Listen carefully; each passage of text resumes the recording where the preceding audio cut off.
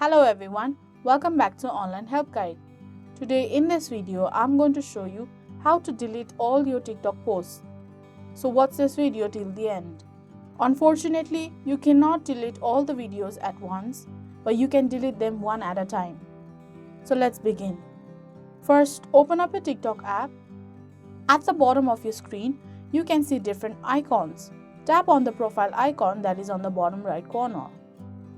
Once you are on your profile, you can see your videos you've posted. Choose the video you want to delete.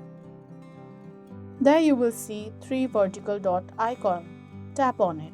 A menu will pop up. Slide to your left and tap on delete. A pop-up will appear again. Tap on delete. So that is how you delete all your TikTok posts. Thank you for watching Online Help Guide. Hope this video was helpful. If it was, then hit the like button and comment down if you have any questions or feedback. Also, if you are new to our channel, subscribe and hit the bell icon on our channel so that you don't miss our upcoming videos.